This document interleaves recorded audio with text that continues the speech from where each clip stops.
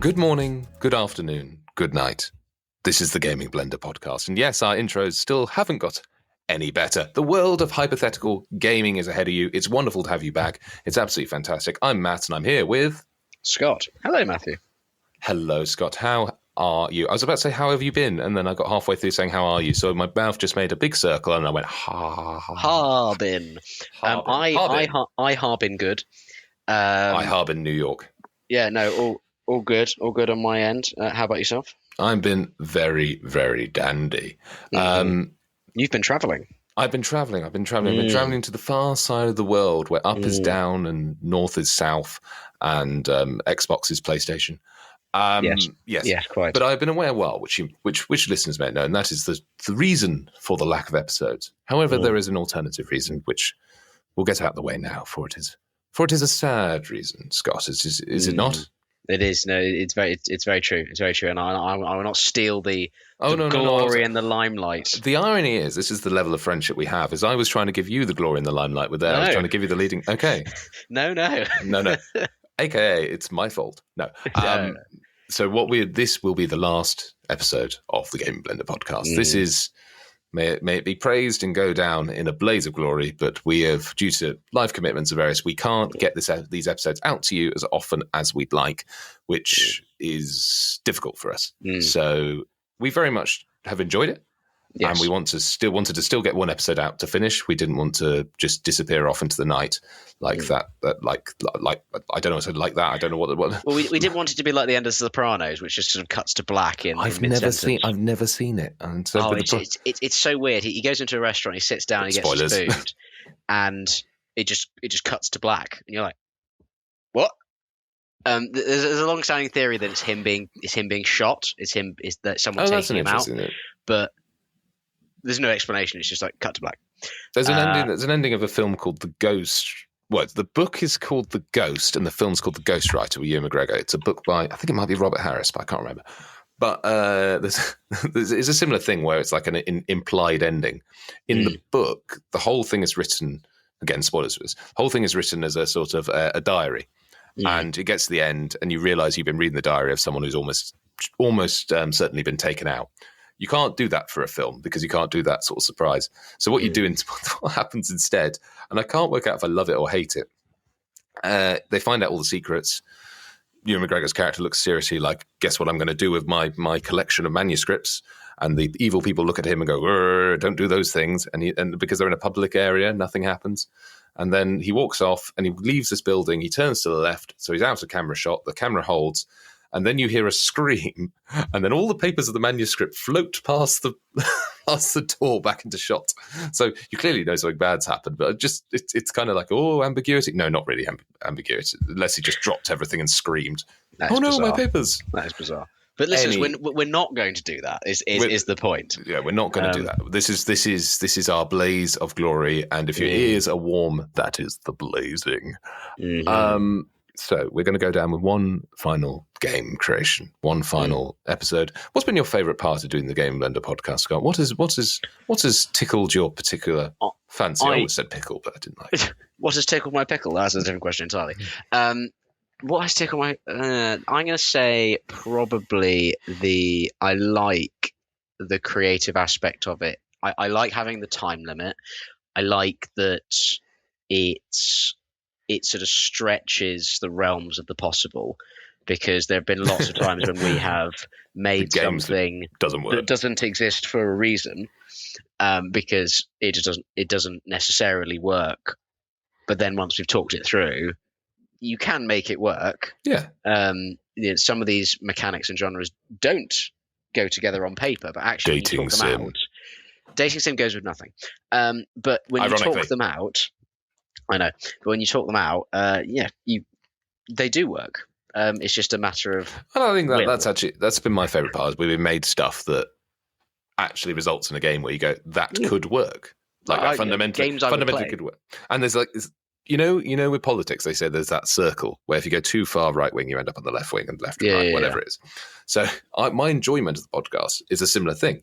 So I have this thing. My favorite thing is where we create something brilliant and unique. But on the other end, my other favorite thing is when we create something brilliant and unique and it already exists because some genius out there is. So I both like the fact it's unique, but then also like the fact it's not. Someone was quicker to the punch than you were. I know. But I like the fact that new games are coming out all the time, and we are proving single-handedly, because we're awesome, that the creative imagination does not end, and there are fab games out there, and people have great creativity, and there's always going to be a future for it. I do. You only need to do a deep dive onto Steam to find some wonderful creations that have been made by individuals in their basements. Yeah, big fan of the Discovery queue on Steam. Just feed me that. Apart from when it goes, you might be interested in Call of Duty. I'm like, because that needed to be in Discovery. Yeah. When I was 14, perhaps. Oh no! I'm not having to go to the Call of Duty market per se. I'm more having to think. I am. Okay. Let's not do that in the final episode. Just target. I'm only joking. You and you and you and you and you. I'm not an FPS player. You know this. I know this, and I'm also not an FPS player. I'd never point, and I have a very difficult thing with this sort of, not criticism, but when someone goes, this is the best thing. That's my trigger. So it's when people say the best games are these types of games. Yes. Everyone So else if someone, and they have it with film as well, is if someone says to me, the best film is X, and I'm like, it's clearly not. It's subjective. It's a bit like, get your subjectivity and take it in a bin. You can be a fan of it. Don't say it's the best. Exactly, that's what I mean. It's all subjective. So you can think that something is the best, and that's your opinion. That doesn't make it the best. It's a bit like art. It's like, someone could say that, well, Van Gogh is obviously the best painter. It's like, well, is he though? To you maybe, but to someone else he's not. So So I think my favourite one, and I hope she doesn't listen to this or remember it was her, because I'll be in trouble with her. But a very close friend of mine said to me once, and this is film again, but we were talking about good films of the year, and she went, I think Zootopia / Zootropolis, wherever you're from, because they're the two things. She said, well, that was better than Inside Out. And I just went, no, I'm not taking that. And it's no slight on either on Zootropolis. However, Inside Out was a work of absolute genius that will go down in history. I'm not taking this. And I appreciate that I'm in the wrong here, because I should have gone, what an interesting opinion. Tell me about why it's better. However, my brain went, wrong. Get out. I won't talk to you for the next 10 minutes while I calm down. But Matthew, this is exactly what happened when you said you liked The Last Jedi. This is what happened in my head and our other friend's head, because we went, excuse me? And you were like, oh yes, but I like this and I like that. And we're stand by the things I liked about The Last Jedi. Were not the things that annoyed everybody else. No. So there were a few good bits about it where I was like, oh, this is interesting, this is interesting, this is interesting. Well, this is a well-known thing. We can agree on the fact. What happened was Last Jedi had some things happened in it. Okay, fine. What they did was they took all of the things and cancelled them out. So anything that worked was binned. Anything that didn't work was made worse. So what they did, they tried to collate everybody's opinion into one final film. It didn't work. Anyway, we've gone on to a film tangent. It was all awful. Rewind. Let's go back. Yeah, hi. This is it's not really a tangent when it's been like 10 minutes. Anywho, for a special episode, I wanted to challenge Scott. I wanted to really bring out his gamer brain and serve it to you on a platter. The reason that's a good. I'd prefer to keep my brain if that's at all possible. No, not an option. So what we've done is, instead of doing our usual roll of dice and getting various mechanics, we are instead going to create a hypothetical game. I have picked two of my favourite mechanics. Scott has picked two of his favourite mechanics. They will be jumbled together, and we will have freedom with the genre, because this could be a disaster. But Scott's also picked a narrative. So yeah. Just to be clear, we haven't actually conferred on what these things are. So this is on the hop more than a kangaroo with a foot injury. He texted me about 2 hours ago, listeners, and said, pick two random. It was 45 minutes ago. Was it 45 minutes ago? Whenever it was. Just pick two, and I said, are we going to confer? He's like, nope. Okay. Nope. This could go well. This is when he's picked dating sim and procedural generation. I don't think I can pick dating sim for the final one, because I don't think there's time for you to forgive me in our friendship. No. I think I'd be cast out. You would. You very much would. I would like you to name your first one. Just name your first mechanic. So my first one, and I'll explain why. I've got to the age of my life where I will play very few games without this. And you regularly go to the toilet during the night. Is a co-op focus. Oh.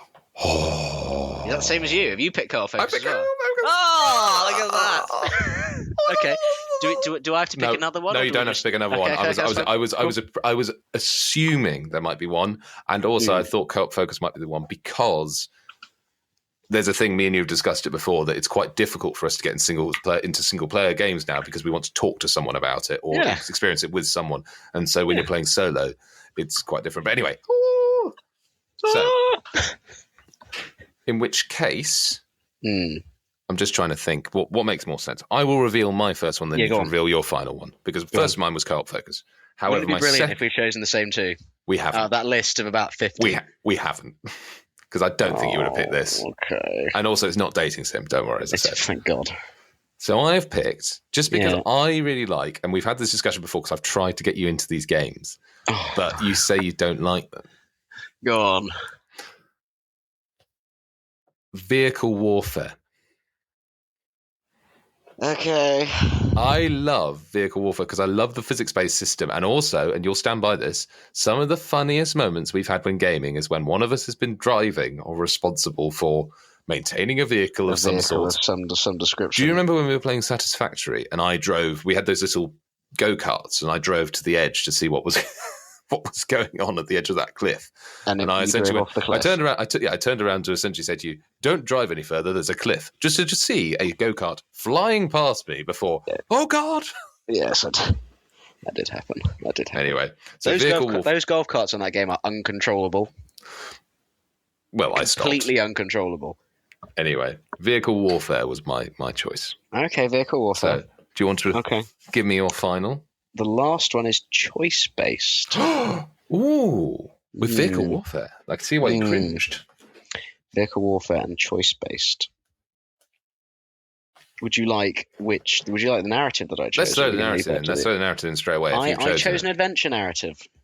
I like an adventure narrative. Very good. Very good. Basic. Simple. Love it.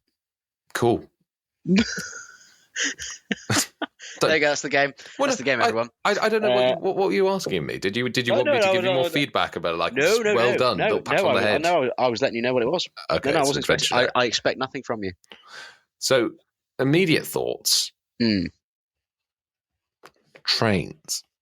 Do not make me do. You can't do vehicle warfare with trains, man. Come on. It's one track.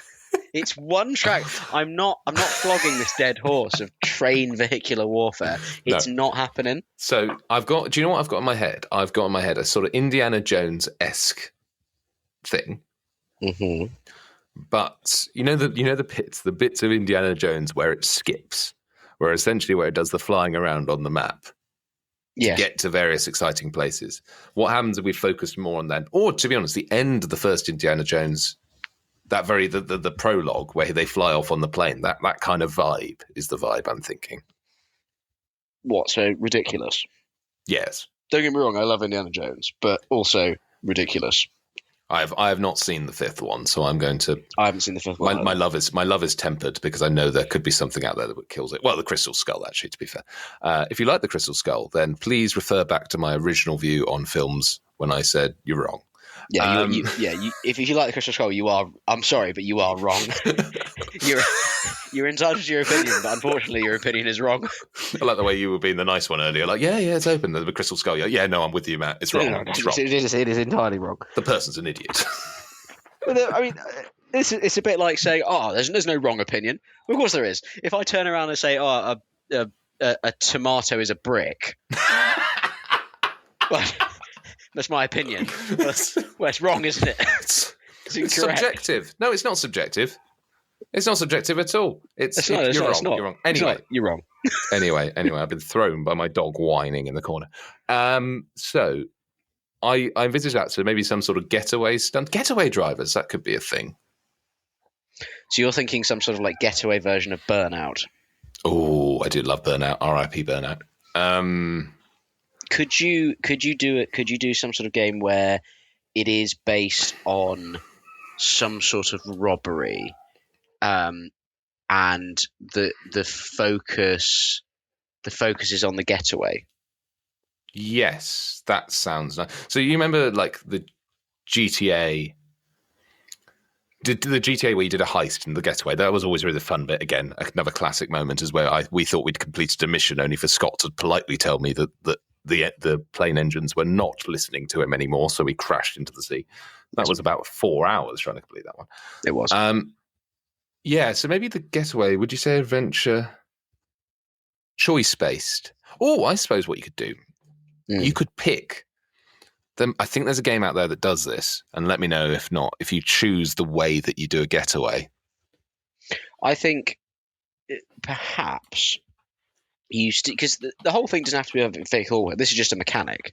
That's just one mechanic of it. It doesn't have the whole thing doesn't have to be around vehicular warfare.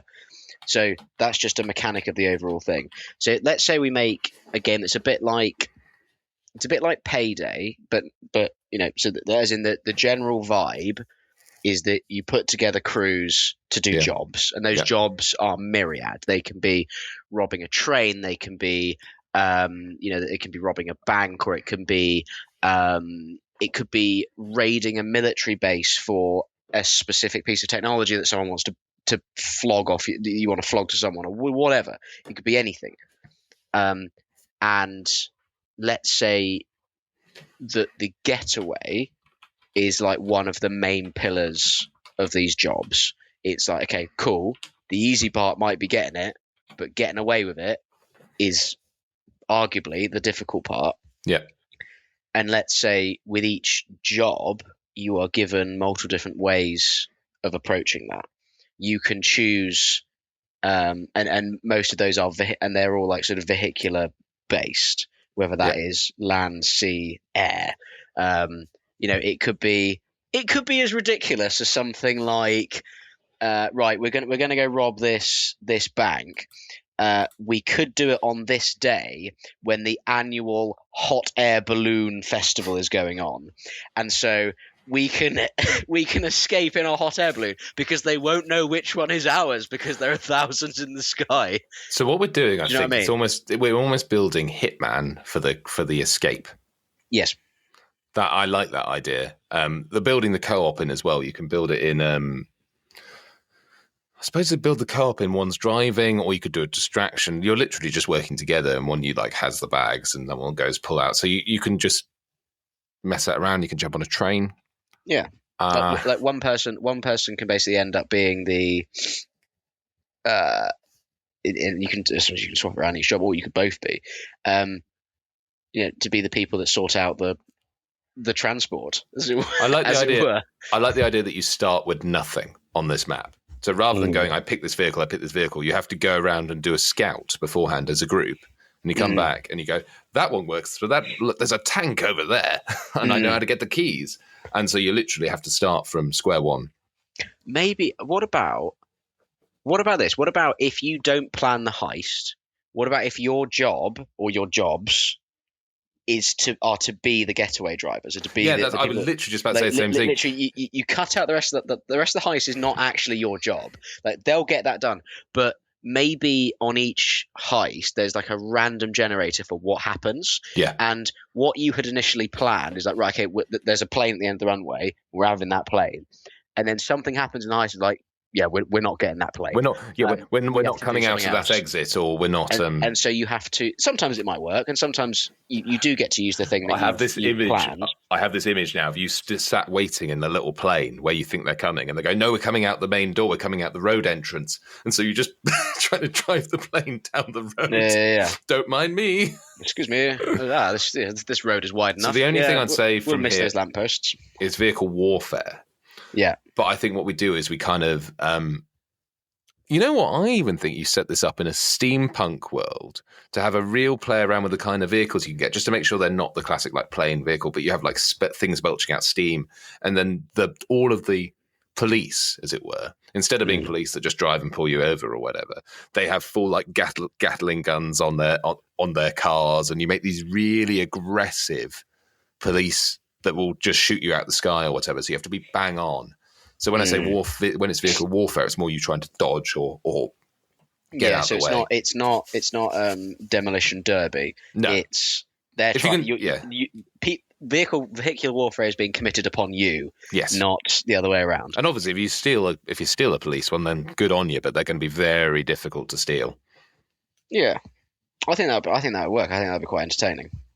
Yeah, I do like the idea of just sort of being just turning up in the most random steampunk-esque thing, which is the equivalent of one of those old pennyfold bicycles. And everybody get on. What? It's the only thing I could find. A steampunk penny farthing. That would be quite interesting. In terms of like choice-based, are we going with the whole your choices are based within the scenario, or do you get to make choices before the scenario occurs? Do you see what I mean? Yeah, I think what you can do, maybe we go down the hitman route and say what you can do is you can choose outfits, you can choose various disguises you come equipped in to steal things. So you can go, look, there's a garage over there, get me a name tag or get me a garage equipment, whatever that is. And then I can sneak in there and hopefully steal something, which could lead to rather amusing, you don't know what's in there, you just have to take a punt. Yeah, because you turn up as a BA pilot and there's no airport. And there's no, you're like, nah, I've misjudged this. It's like Arrested Development. We turn up in the stair car. Yeah, or it's like you turn up and it is an airport, but there's no fuel, or it's as simple as like, yeah, sorry, the runway is icy. Like, oh. Well, then maybe you get weather as well. You're like, okay, I know it's going to be this hot because weather forecast. You know the layout of the city.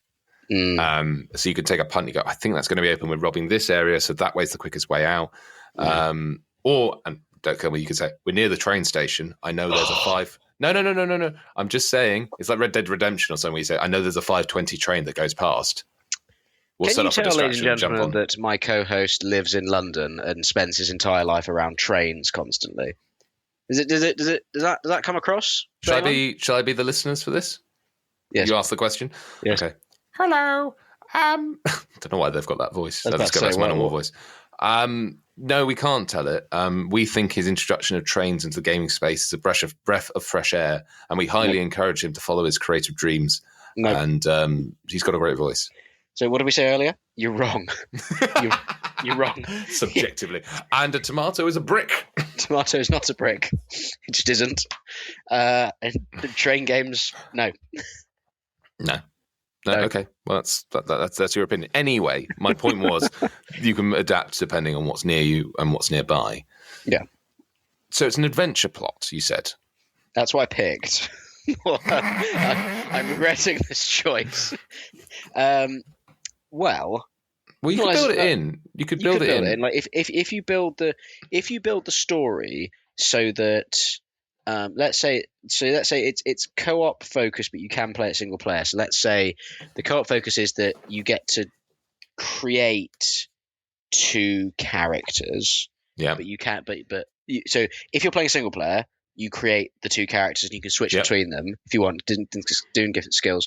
Co-op, obviously, with co-op focus, one person makes one person makes the other one. And let's say that you are part of a crew. It's more like a family, like in Fast and Furious. Family. And why are we doing another film? Family.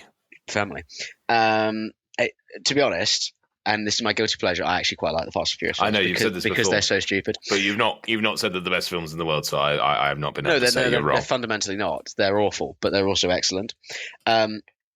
So perhaps it's a bit like in Fast and Furious when they're in the films where they're on the run, and actually you're trying to make your way across. Let's say you're being pursued by, some sort of intelligence or police agency, and you need to make your way across. It could be as small as a state, or it could be as large as an entire country. And the jobs that you pull give you the ability to get from place to place, i.e., it gets you the money or it gets you the influence of the people that you need to allow you passage. And all I think I've got an idea to base around that. So you are essentially a bit of a mercenary for hire, right? Mm-hmm.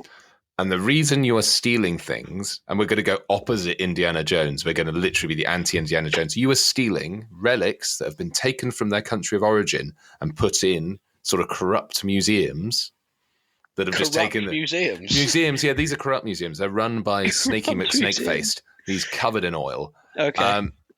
But essentially, they're museums. We're going down the Elgin Marbles route, essentially, of this stuff that's like people are earning money from it, but it's not in the right country. So you're stealing it and returning it to its country of origin to put in nice museums, kind of thing. That's the job. And every time the police are sort of getting closer to you, and that's why it's an adventure game. You're sort of running around, getting these bits and pieces. That's my loose plot. In terms of villains, I think there should be. Maybe you could really play into it. You could have like the National Archaeologists Association are trying to stop you from doing this. The NAA. The NAR. The NAR. No one outruns the NAR. No one outruns the NAR. So they do that. Yeah. So they're chasing you, and there's like the leader of the NAR is like dressed as he's got a fedora, but he never wears it because it keeps falling off. He keeps going through door. Every time he goes through a door, he leaves the fedora behind and keeps grabbing it. Oh no, damn it, I did it again. That's what I imagine, and you could just lean into that, and the adventure game is just staying one step ahead of them. Like, as in, that's the plot, and things get bigger and bigger and bigger until you eventually go back to the head of the NAR to steal their prized possession, which is the golden fedora. The golden fedora. It's India. It's it belongs in a museum. Harrison Ford's fedora gilded. If you were making this a comedy, you could do it. There was a steampunk, like an alternative universe steampunk world where there has been an Indiana Jones who existed a few hundred years before, but he's now idolized as a god, which is why they keep his fedora and everything. And so you have to steal the fedora as proof that he was just a man. He was just a man. He was not a god at all. He belongs in a museum. He does belong in a museum. Okay. When we say co-op focus, do we want this to be like primarily a co-op game that you can play single player, or is it a single player game that you can play co-op? Game because I'd say primarily a co-op game because you have to source different vehicles and distractions, or maybe what it is there's literally you can do it where you have one person who's always the bagman. Yeah. Oh, one person is bagman. Sorry, my computer started jumping up with random warnings. Yes, very strange. You have one person who's the bagman and one person who's the driver / thing, because you always need what the people stealing the thing will do for you is they will always take whatever the thing and dump it outside for you to pick up, so they don't hold it for you. Right. Do you know what I mean? So it's always someone who has to put it in the right place or hide it or whatever. Yeah. Okay. I like it. I think it could work. I haven't got any names for it. I was just about to say, this is your bit now. Here's like names. Okay. Let's do 2 names each, I would say. I will try and summarize while thinking of a name at the same time. Yeah. You summarize and think of names. Okay. So what we have created there for our final podcast is a choice-based vehicle warfare co-op focus game in which you play the anti-archaeologist society who are trying to return artifacts to their rightful cities and countries, staying ahead of the NAA, or otherwise known as NAR, or National Architects something. What was it? Archaeology Association. Yeah, association. National Archaeologists at the NAR. The NAR. I couldn't remember the final A. I know I got the wrong A.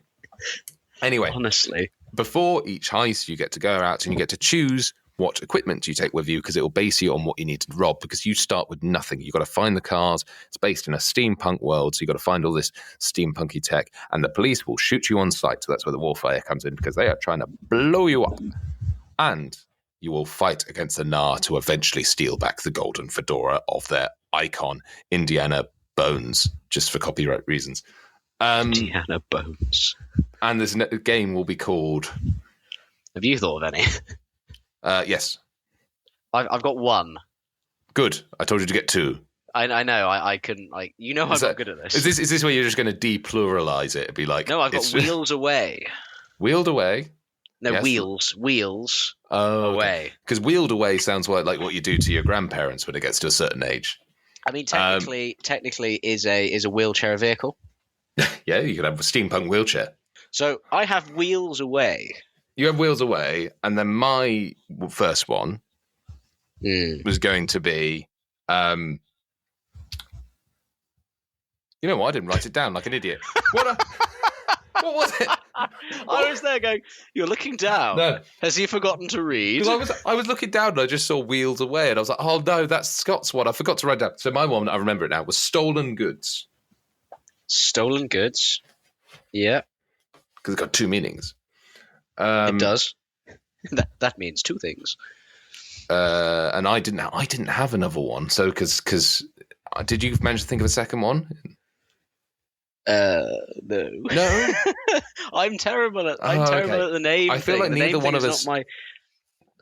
I wrote down drivers, thinking that I would get some sort of inspiration, and nothing came to me. It wasn't. I did think of Baby Drivers, but then I thought, no, that's a film. That's a film. How about we call it?